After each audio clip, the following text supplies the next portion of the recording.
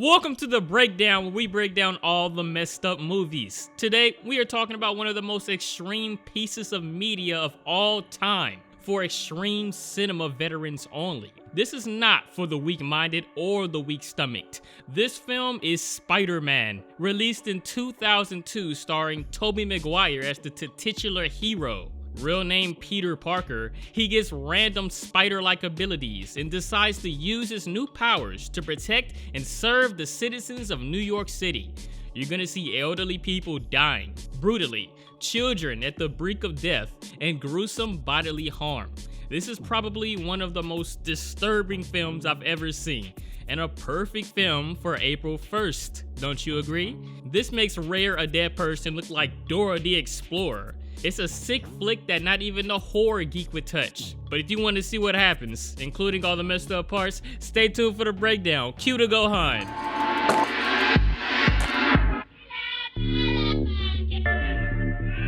Enter Spider-Man. Some fucking nerdy ass beta cuck is talking about growing up. For most guys, a big part of growing up is the ladies. Not a lot of us had a childhood crush on someone like Mary Jane Watson though, but a lot of us was probably this guy, Peter Parker, our mild-mannered, highly intelligent, sometimes neurotic hero of the film. This dude Pete is the center of attention on this packed dirty-ass school carrier. Can't even get a seat with Velma head ass. At least you ain't gotta sit ass cheek to a seat, but he's head over heels for MJ here. So see, the senior class here is on a trip to a genetics lab at Columbia University. All the, poor people had to be on the bus.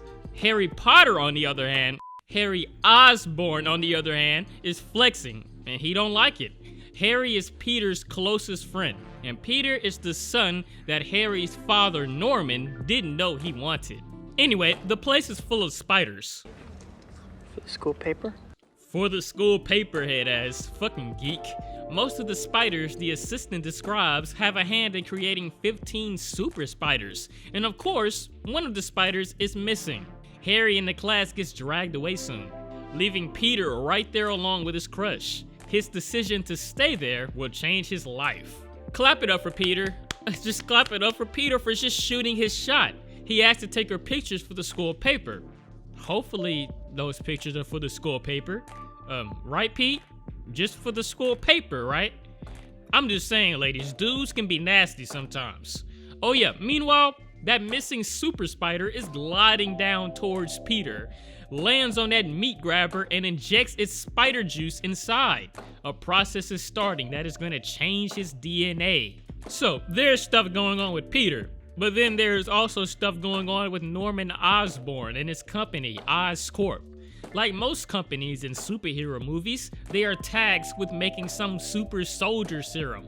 Technical term is human performance enhancer. Anyway, the military contractors are ready to take their business elsewhere because Norman is mostly focused on gliders and weird green suits. If Oscorp doesn't have military funds backing them, then it's hard to see how they will stay open. Meanwhile, meet Uncle Ben and Aunt May. Now, I like old people in general. I know the young, edgy memers on the internet love slamming this boomer hate down our throats, but it's older people like Uncle Ben and Aunt May that give me that love of virtue. Peter arrives sick as hell, running in like he gotta sit on the toilet or something. He feels really sick though. It's a really good thing he ran into his room and isolated himself. Peter laid there all night long, but he ain't the only one that is changing. Meanwhile at Oscorp, Norman is trying to test out that performance enhancer before he loses the military contract in 2 weeks. Oh wait, let me say it right. 2 weeks. 2 weeks. I'm sorry y'all, I'm such a fucking geek. The serum isn't ready. They made all the poor animals they tested it on first insane.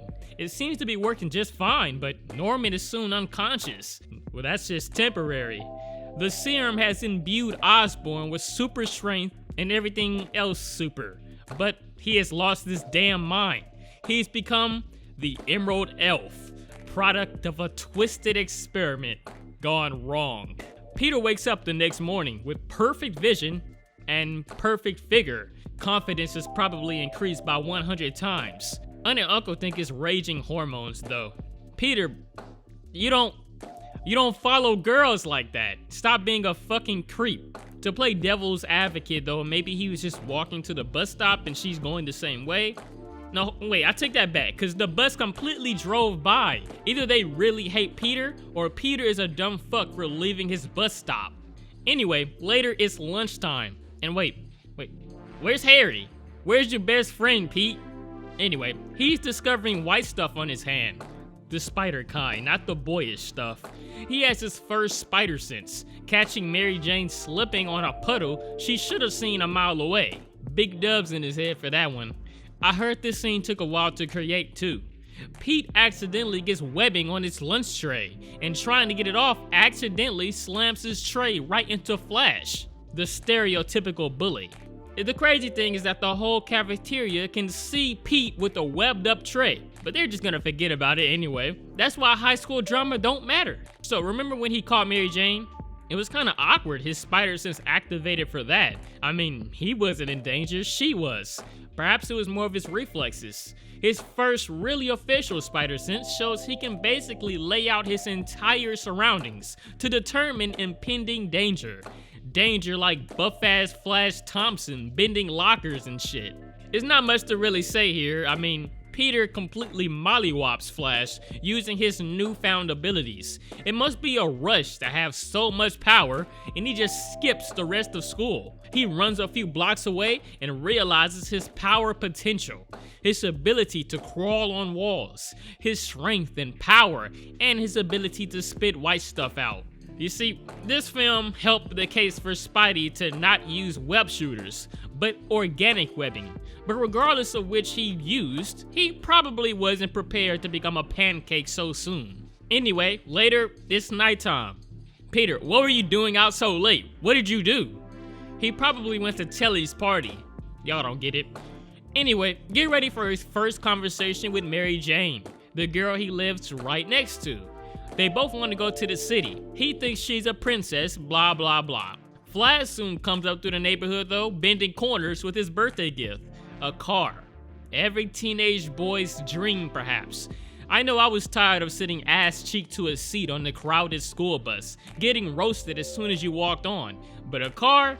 Not only could you go places and be used by others for a ride, but the girls. It's just simple mathematics. He sees an ad in the newspapers for a cheap-ass car and another ad for a wrestling opportunity that will net him enough to buy that car. He organizes possible wrestling outfits and officially makes a Spider-Man costume, but he doesn't have any material for that yet. So today is a very important day. Uncle Ben thinks Peter is full of himself and needs to get the right lessons in his head, especially after that fight with Flash. He drives Peter to the library to talk to him, despite Peter wanting to go wrestle. After the ride, Ben teaches him two things. You're becoming the man you'll be for the rest of your life, so keep the right qualities. And also, just because you have the power to do something doesn't give you the right to do it. Peter is stubborn as an ox and blatantly tells Uncle Ben to back off. You're not my dad. You always want to hear something. Ugly ass fucking doo-doo head, basically. In all seriousness, Ben just tells him he will pick him up at 10. He knows Peter ain't going to no library. Peter sneaks away to a crazy wrestling ring to try out. If anybody lives for 3 minutes against Bonesaw here, they will get over $3,000. Despite not having full control over his abilities, he signs up right away. The terrifying, the deadly, the human spider comes out getting booed and roasted by everybody. See, that's real ass roasting when they all up in your face. Is he sure he wants to get his spine rearranged? Be careful, Spidey. For some reason, the human spider... What? For some reason, the human spider qualified for a cage match. Against his wits on this one, he naturally becomes more accustomed to his abilities and his new desires of making quips and jokes to cope with his fear. I was always a quiet one in high school, and that's basically roast bait if you're wearing the wrong fit or anything. But Spidey is just a natural roaster, and that shit inspired me when I was watching the animated series and shit. He still gets his ass handed to him in the first few seconds, until kicking and throwing Bonesaw around and giving him his first loss, making the new champion, the Spider-Man. You see that look? That's how I look when I found out how much money I can make from YouTubing. You see this cheap ass deadbeat? That's YouTube because they don't like me making videos on films and horror films to boot. He only gets paid $100 when the ass said he would get paid $3,000 just for surviving. He defecated on Bonesaw. Good thing Peter ain't too violent. I probably would have jacked my money, you heard? An armed robber got the same idea. He robs the cheapskate while Peter listens to the commotion outside. An armed robber, wait, what? Despite Peter's amazing abilities and the police literally asking him to stop the robber, Peter decides to let him escape. He didn't care because of his personal grudge against the promoter. While he is walking by looking for Uncle Ben, he sees a bunch of people not practicing social distancing. Peter is shocked to discover his uncle was a victim of a shooting. His last words were Peter, and he died being able to see the one he saw as his son. He hears of the shooter's locations and suits up as the human spider to catch the murderer in his web.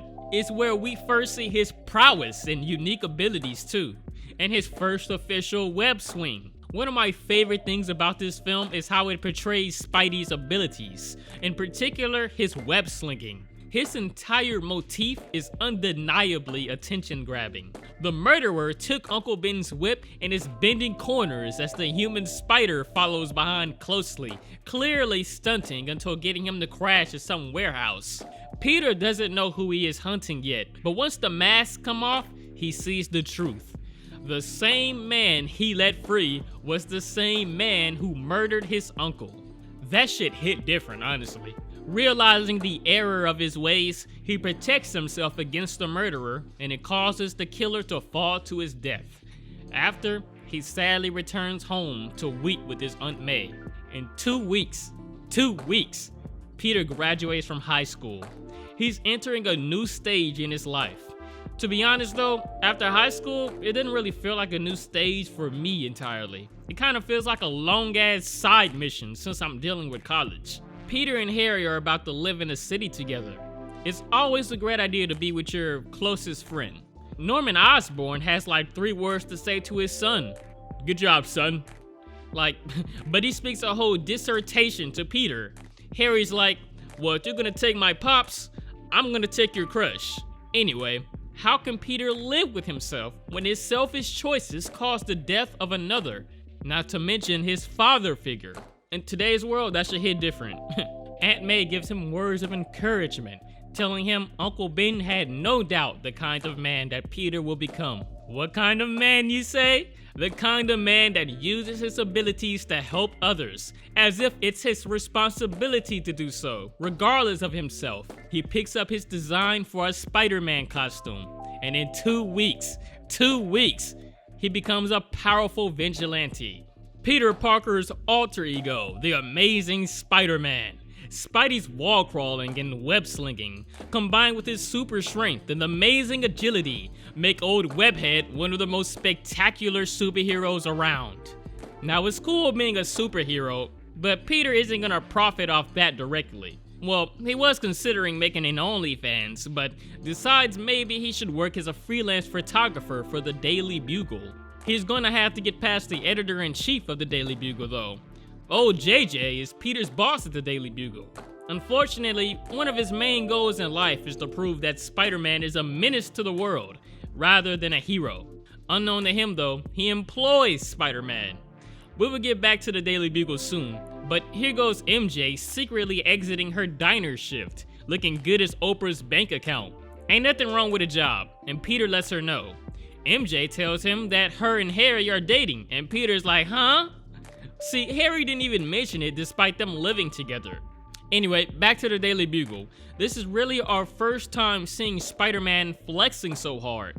Don't they know that crime doesn't pay? Especially with Spidey around. Well, it probably pays for these pictures though. You know who has to worry about pay though? Norman Osborn. He's been kicked off the board of directors and his colleagues spit in his face telling him that they're gonna sell Oscorp to the highest bidder, which I think is actually a company that was competing with Oscorp, forget that. Let's just get into it. Looks like Norman is about to suit up again to get rid of a few loose ends. Later, Peter attends the World Unity Fair to take pictures, hang about, stuff like that. Harry and MJ got rich people standing though. Peter senses his betraying friend up there getting curved real hard, but he also senses danger. In the distance is the Green Goblin. Both Stan Lee and Peter get to saving lives, but I think it's time for the spider to come out. Norman in costume brutally murders the board of directors. Like, bro, they got turned into dusty bones. I mean, I get it, they probably felt no pain, but still, that's some Dr. Doom type shit. Oh no, looks like MJ's in danger. If only someone could help. Now that's what I call a smooth arrival. Well, in all that hecticness, a big balloon is falling down, and Zack and Cody head ass don't want to move out the way. Spidey saves him at a weird angle, and at the nick of time though. Spidey and Goblin soon battle it out. Goblin is strong, but to be fair, I think Spidey's had this battle hook, line, and sinker. I always wanted to say that. Spidey has Goblin running back to his beta cave and glides MJ through New York City as romantically as possible. He loves to hint to her that she already knows who he is, and if she wasn't smoking too much of that K-money, she would obviously know herself. Harry is pretty jealous of Spidey though. Harry is pretty jealous of Spidey though. He's always getting second in any race. Goblin is a bit crazy. Most villains in this trilogy is influenced by something. The Goblin persona influences Norman to find out how to get to Spider-Man, and what better way than going to the newspaper company with the clearest pictures of him. Peter goes to get paid for more pictures he took, but he fails in convincing Jameson that Spidey is a good guy. Suddenly, the Green Goblin busts in, demanding who takes the pictures of Spider-Man. Clap it up. Clap it up for Jameson. Clap it up for Jameson. This man Jameson did not save Peter Parker at all. Peter suits up in the meantime and spoils this party. Somehow, with superhuman reflexes and literal precognition, he gets knocked out by Goblin and is carried away like a baby. Once he wakes up, Goblin tries convincing Spidey to join forces. His reasoning is that soon people won't care about heroes. People deserve to be ruled by exceptional beings. On the contrary, Gobby, real leaders are the models of virtue. He gives Spidey a choice. Either join up with the Green Goblin or end up on Rare, a dead person too. Later, Spidey so happens to run across MJ again. I was in the neighborhood, he says. Even after the conversation, he sees some wolves beginning to chase after her, probably screaming a lot of "Yurt" towards her. Pete, of course, stops the dirty wolves from putting a finger on her and hints at her knowing him by saying, "I was in the neighborhood." To thank him for all his super work, she gives him probably the most famous kiss I can think of. Looks like being a web slinger has its perks with the ladies. On Thanksgiving Day, somebody had a really tough time with the oven. God damn. Spidey is to the rescue and goes in to save this woman's baby. He does a real good job saving the little alien though. New York's finest. They want to arrest Spidey for being a vigilante, but only Spidey could save the old lady still inside. Spidey's like, "I'm not coming back, Chief." He swings with a whole lot of Uchi as he enters the Uchi. Turns out the screaming old lady was Goblin all along, who might have started this fire to lure out the spider. Spidey says he's not joining up with a criminal and dodges all of his offense. Peter escapes the assault bruised though, and just swings around out there to go beat up an old lady with a stick. In the meantime, Norman takes his suit off quick and arrives at Peter and Harry's apartment for Thanksgiving dinner with Aunt May and his son's girlfriend. He acts pretty weird though, especially around MJ, just looking at her like she's a treat. Peter swings inside though, and everybody hears the little commotion. He narrowly hides above until everybody dismisses it as the wind or something. But seeing blood leak, Seeing blood leak puts a smile on my face. Osborn senses it, but doesn't catch Peter in time. By the time everybody is sitting waiting, Peter stole cranberry sauce from an old lady, and everybody's ready to eat. It's an awkward preparation though. Not only is Norman acting odd, Harry ignoring, but Peter is bleeding through his shirt from the wound he got from the man right in front of him. Norman puts two and two together, ultimate detective head ass, and realizes Spider-Man is right in front of him. He decides to leave in a hurry against Harry's wishes and calls MJ a gold digger and a sea dumpster, while she can hear all of it. Harry still respects his father overall though, but gosh, what a whack-ass Thanksgiving. The Goblin persona tells Norman to attack people close to Peter if he wants to get close to Spider-Man. One close person to Peter is his Aunt May, obviously, who he morbidly scares into shock.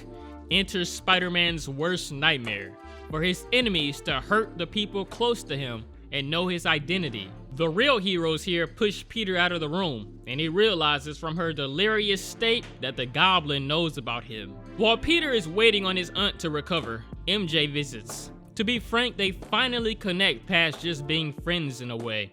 He has a way with words and admits being enamored with MJ, but I'm sure she already knew all that.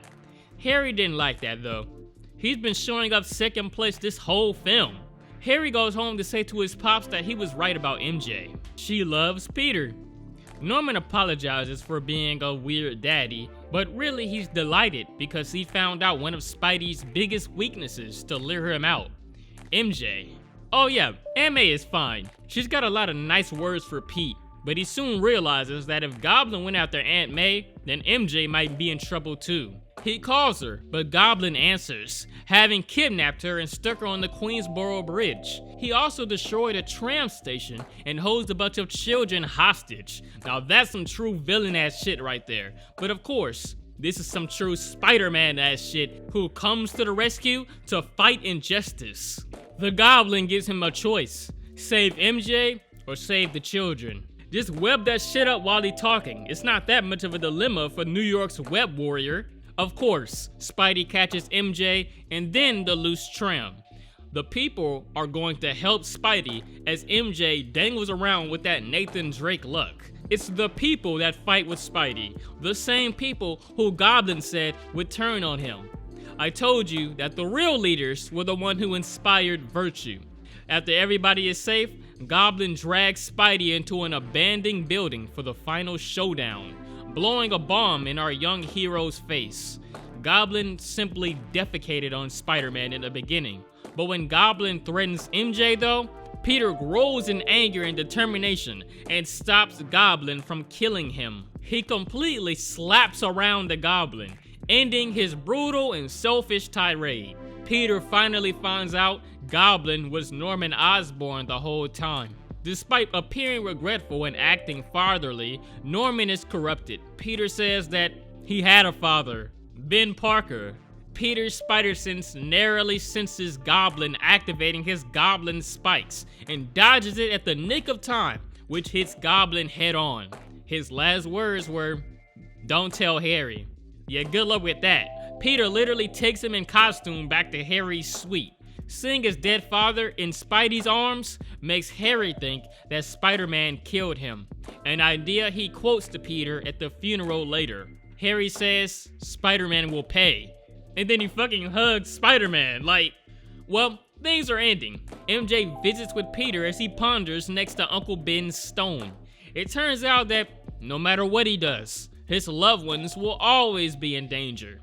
Knowing this, Peter doesn't allow himself to get in a relationship with MJ despite her confessing to him. He wants to push her away in order to keep her safe from danger. MJ kisses him, and while Peter is walking away, she looks at him. See, I never knew this. If it weren't for GTA, man, I wouldn't have known this, but she recognized the kiss. She recognized the kiss from the rainy night.